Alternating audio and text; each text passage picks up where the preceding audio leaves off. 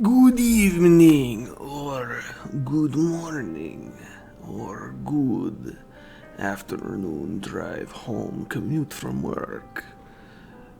You have entered into a realm of possibilities, a realm of darkness and despair. Mostly because it is a Friday the 13th.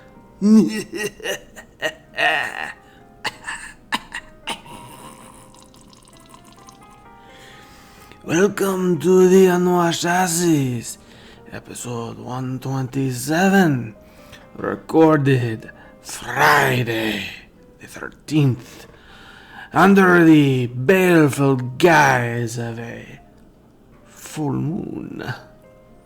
Well, to be fair, the full moon is not due out for another few hours. It is about 9:30 in the morning, and the sun is shining despite many spooky thunderstorms that have been plaguing the lands night after night.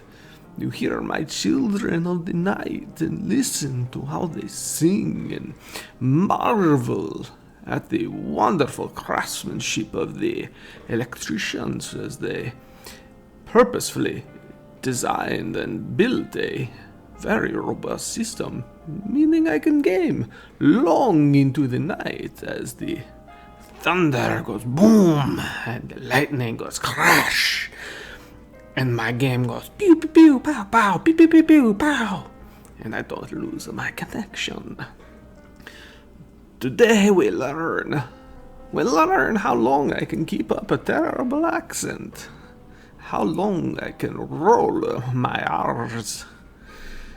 Tonight, we find out about Friday the 13th. Now, Friday the 13th is an unlucky day, but we don't know why. It is a Western superstition. There are a couple days that I'm going from Transylvanian to shitty Russian Eastern European. So we're just going to drop it entirely. I apparently, what's our time here? 2 minutes and 25 seconds. I can't keep an accent any longer than that. So, all right. Friday the 13th is an unlucky day, but I never really understood why. 13 I get. It's just a very superstitious number. Never knew like the root cause behind it, and thanks to God of War and me digging through Norse mythology and finding out how it's influenced history and other things, I'm more inclined to do informative research and dig things up and educate myself, make myself a better, more rounded individual. And just so happens that I record a show on Fridays, and this one seems to line up. So, Friday the 13th, I want to go back into the accent. It's very nice. Happens at least once a year, if not a couple times a year. So you'd think we'd be used to them by now. So, like, here an example, we had 3 times back in 2015, in February, March, and November, the month of my birth. In fact, I was born on the 13th, so I always like a good Friday the 13th birthday, but I've only had a few, and my cousin who shares a birthday with me, he had his golden birthday on Friday the 13th, and I was quite jealous of him because he turned 13. He became a knight in service of the Dark Lord Satan on Satan's Day. Actually, Satan really doesn't have anything to do with Friday the 13th itself. A lot of it is based on Christianity in terms of the superstitions, but a surprising lack of just general evil or devil. It just seems to be that bad shit tends to happen on the 13th or on Fridays. So when you have Friday and the 13th, tag teaming, things don't work out so well. People, they kind of run and hide. So what Wikipedia has here, and I didn't just go with Wikipedia for my sources, is that essentially, there are going to be 2 Friday the 13th every year until 2020. So years 2021 and 2022 will have just 1 occurrence each. But again, we always have them. And as it states here, a Friday the 13th occurs during any month that begins on a Sunday. So the history of it, as we switch over to history.com to dig into Friday the 13th. Now, one thing I found with this is, in doing my own research, a lot of news sites like MSN and CNN and Yahoo News and just essentially anybody who's got to get some clicks for the day, every single article seems to be just pretty much copy-pasted from Wikipedia. So I tried to dig into articles that weren't released on a Friday the 13th or just on the 13th. So this one was updated on June 7th of this year, but the original article was posted October 10th. So neither date was a 13.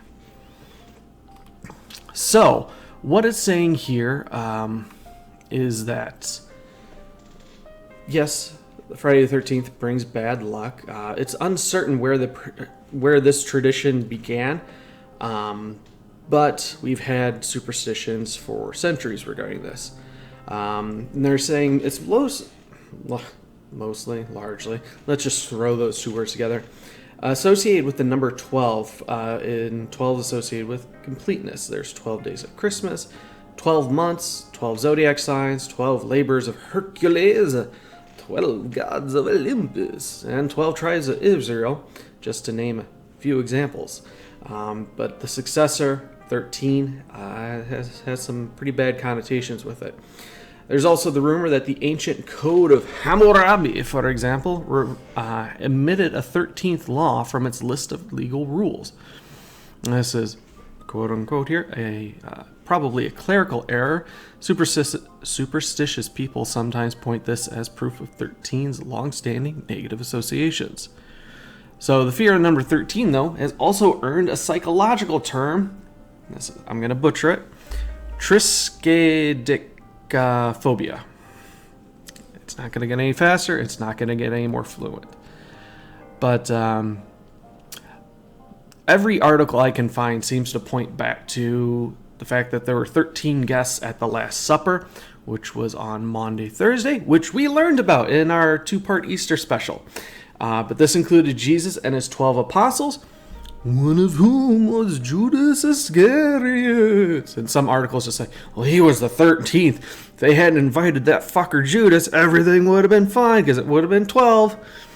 Next day, of course, was Good Friday, which wasn't really a Good Friday for Jesus. But this also then came into why people started believing, and I wasn't familiar with this, that having 13 guests at a table is a bad omen, specifically that you are courting death. But Friday's negative associations are weaker. Some have suggested that it also has roots to Christianity, again, going back to Good Friday. But it's also rumored that, despite the Gregorian calendar not really being a thing, and Friday being based on the Norse god Frey or Freya, it was also said that that was the day Eve gave Adam the apple from the tree of knowledge, and as well as the day that Cain killed his brother Abel. So just all around, Fridays, they're bad. They're bad.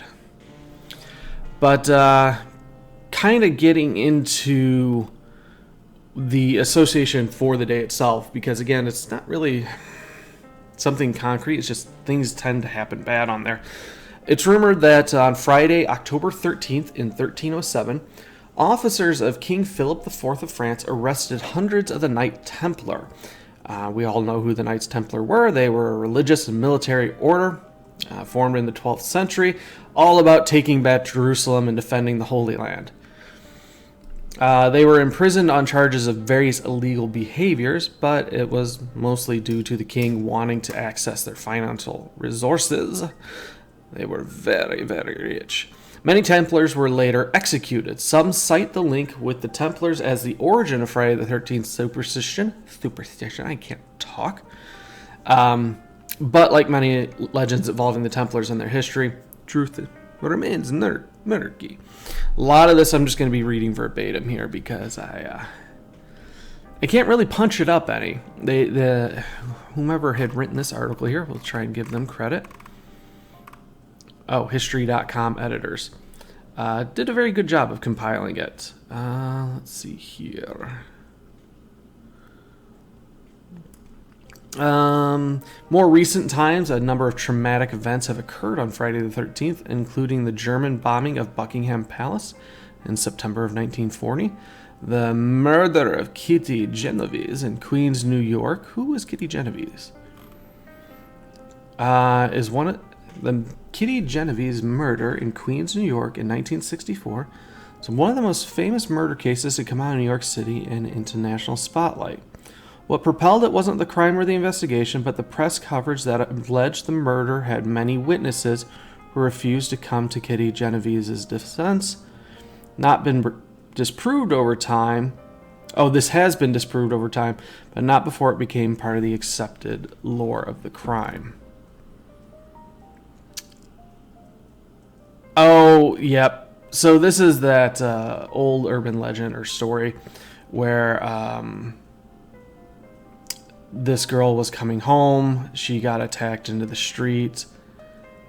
And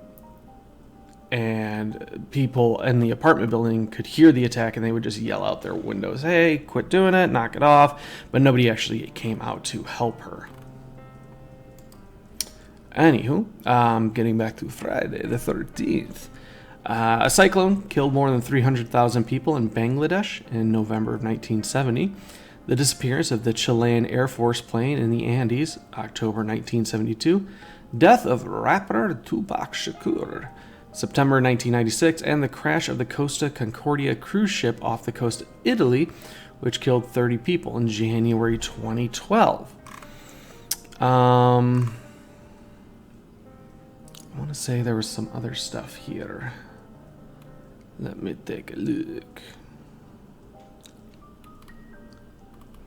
No, there's not really a whole lot of extra. The other articles are saying the same stuff. In Hispanic and Greek culture, there's a Tuesday the 13th, which has unlucky connotations, and a Friday the 17th in Italy. But since we're talking about Friday the 13th, we don't give a shit about those other places. But what also makes this one stand out a little bit is that we have a full harvest moon tonight. As if Friday and the 13th double teaming your day wasn't bad enough, making the wobbly eight or the corn cob. We have the harvest moon looking on and smiling smugly like a weird pervert. So that then led to this fantastic article on MSN, stating that while the official moment of the full moon isn't until 12:33 on Saturday the 14th, it's still going to look full enough, so we're going to count it. But it's quite rare for a full moon to appear on a Friday the 13th. Most recently occurred on October 13th, 2000, and won't happen again until August 13th, 2049. So like many of those other galactic or stellar events that only happened once in our lifetime, this is one to kind of take note. So we've got some sparklers that I've been saving since July 4th because I always forget to light them, and we'll be taking a look at that. Also, tune in for Friday Night Smite. It might be more Friday Night Smite with the Death Garden. But what's a harvest moon?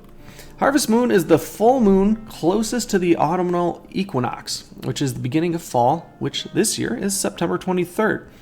It's different from other moons because it rises at roughly the same time for several nights running, giving more light, which is how it earned the harvest moon nickname.